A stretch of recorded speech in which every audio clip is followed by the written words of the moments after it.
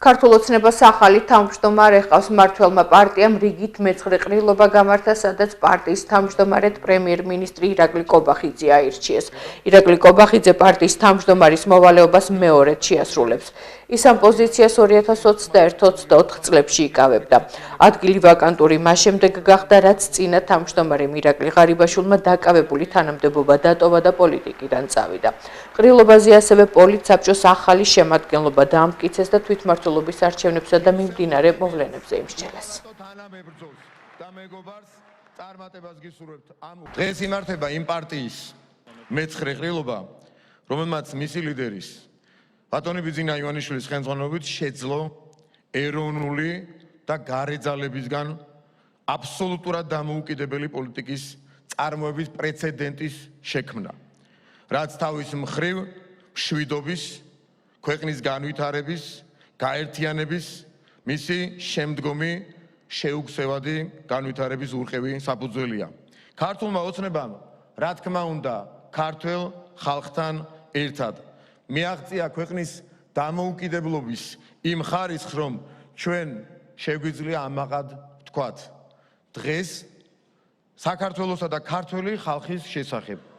გადაწყვეტილებები მხოლოდ საქართველოში მიიღება პოლიტიკური საბჭოს გადაწყვეტილებით პარტიის თავმჯდომარის თანამდებობაზე ასარჩევად წარდგენილია ბატონი ირაკლი კობახიძის კანდიდატურა.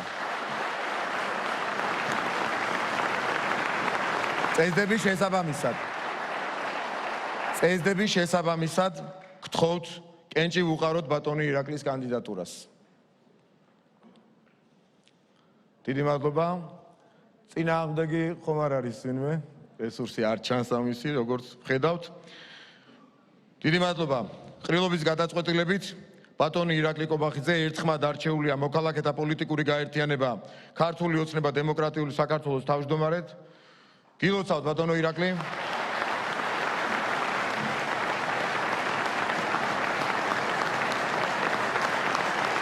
ღირსეულ ადამიანს, უღალატო თანამებრძოლს და მეგობარს წარმატებას გისურვებთ ამ ურთულესი გამოწვევებით სავსე პოლიტიკურ საქმიანობაში. ქართული ოცნების თავმჯდომარეობა არის, რა თქმა უნდა, ძალიან დიდი პასუხისმგებლობა და ამასთან ერთად ეს არის ბუნებრივად ძალიან დიდი პატივი და ამისათვის მხარდაჭერისთვის, გამოცხადებული ნდობისთვის თითოეულ თქვენგანს მინდა ძალიან დიდი მადლობა გადაგიხადოთ. მე მინდა მადლობა გადავუხადო ბატონ ირაკლი ღარიბაშვილს, რომელიც ბოლო წელიწადნახევრის განმავლობაში თავმჯდომარეობდა პარტიას და მნიშვნელოვანი წვლილი შეიტანა გასულ წელს ჩვენი პარტიის საარჩევნო წარმატებაში. ასევე მადლობა მინდა მას გადავუხადო ყველა იმ დამსახურებისთვის, რომელიც ქვეყნისა და პოლიტიკური გუნდის წინაშე უმაღლეს პოლიტიკურ თანამდებობებზე მრავალწლიანი მოღვაწეობისას მიუძღვის. შესრულდა 13 წელი ქართული ოცნების დაფუძნებიდან. ეს იყო საქართველოს დამოუკიდებლობისთვის, მშვიდობიანი განვითარებისთვის, კეთილდღეობისთვის, ქართველი ხალხის ღირსების დაცვისთვის უთანასწორო, მაგრამ მართალი და წარმატებული ბრძოლის 13 წელიწადი. ამ ბრძოლას საფუძველი ჩაუყარა ჩვენი პარტიის დამფუძნებელმა და საბადიო თავმჯდომარემ ბატონმა ბიძინა ივანიშვილმა. მე თავისუფლებას მივცემ თითოეული თქვენგანის სახელით, მას გადავუხდი უდიდეს მადლობას ქართული საქმის კეთებისთვის.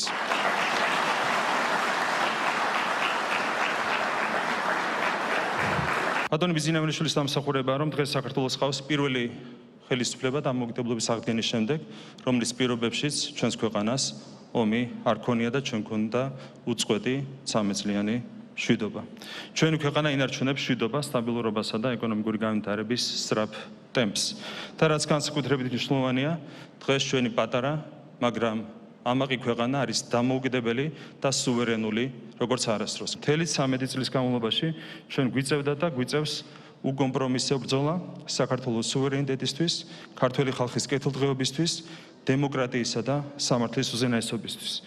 გვიწევს ბრძოლა ქრისტიანობის დასაცავად, მშვიდობის შესანარჩუნებლად, ტრადიციული ღირებულებებისა და საზოგადოებრივი მორალის განსამტკიცებლად. ეს არის ურთულესი ბრძოლა, სადაც სიმტკიცის შენარჩუნების ძალას გვაძლევს რწმენა, რომ ნებისმიერი სივრცის გამოვლენა შენს ქვეყანას განადგურებად შეიძლება დაუჯდეს და შესაბამისად ნებისმიერი უკან დახევა არის დანაშაული საკუთარი ქვეყნის წინაშე. დიდი მადლობა ქართულ ხალხს, რომელმაც გასული რამდენიმე წლის მანძილზე გამოვლინა განსაკუთრებული გამოცდილება და სიბრძნე და მყარად დადგა საქართველოს ეროვნული ინტერესების სადარაჯოზე.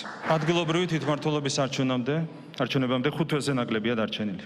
არჩევნებისთვის ამზადესი უკვე დაწყებული გვაქვს და რამდენიმე კვირაში უკვე ოფიციალურად გაიხსნება ჩვენი საარჩევნო კამპანია. პარტია სრულად იქნება მობილიზებული მე-10 საიუბილეო გამარჯვებისთვის. ჩვენ გვაქვს კაფეო სახელმწიფოებრივი ამოცანები. ეს არის დემოკრატიული სისტემისა და სამართლის უზენაესობის კიდევ უფრო გამტკიცება, საქართველოს დამოუკიდებლობისა და უსაფრთხოების გაძლიერება, ქართული ეკონომიკის განვითარება, საქართველოს საგარეო პოლიტიკური პოზიციების გამყარება, ევროკავშირში საქართველოს გაწევრიანება. სახელმწიფოებრივ ამოცანებთან ერთად ჩვენ გვაქვს ორი ეროვნული მიზანი, ორი ეროვნული ქართული ოცნება. ჩვენი მიზანია კეთილდღეობა შევიდეს თითოეულ ქართულ ოჯახში. ამიტომ ძალისხმევას არ დავიშორებთ, რომ გაგრძელდეს საქართველოს სწრაფი ეკონომიკური განვითარება, რომელმაც გასული 4 წლის განმავლობაში ქვეყნის ეკონომიკის გაორმაგების შესაძლებლობა მოგცა. ჩვენი ეროვნული მიზანია საქართველოს გამთლიანება. გამთლიანებაში ერთი მხრივ გულისხმობთ ქართული საზოგადოების გაერთიანებას. ჩვენ ხედავთ, როგორ ცდილობენ ქართველებს გარედან თავს მოგვახვიონ ერთმანეთის სიძულვილი. როგორ ცდილობენ დათესონ სიძულვილი ყველაფერი ქართულის, მათ შორის ქართული სახელმწიფოს და ჩვენი დედა ეკლესიის მიმართ. ქართული პოლიტიკიდან რადიკალების ჩამოშორების შემდეგ, რაც ძალიან მალე მოხდება, ჩვენ აუცილებლად დავამარცხებთ სიძულვილს, დავიბრუნებთ გზასასწინო თანამოქალაქეებს და გავაერთიანებთ ჩვენს საზოგადოებას. ეს არის ჩვენი ეროვნული ამოცანა. მეორე მხრივ გამთლიანებაში ჩვენ გულისხმობთ საქართველოს ფიზიკურ გაერთიანებას. აფხაზეთისა და აფხაზების, ცხინვალისა და ოსების დაბრუნებას ერთიან ქართულ სახელმწიფოში. ჯერა რომ შვიდობით, პრინციპულობით, სიყვარულითა და მოთმინებით აუცილებლად აღვადგენთ დობას და დობასთან ერთად ერთიანობას და მით ავასრულებთ ჩვენს უმთავრეს ეროვნულ ქართულ ოცნებას ერთიან საქართველოს.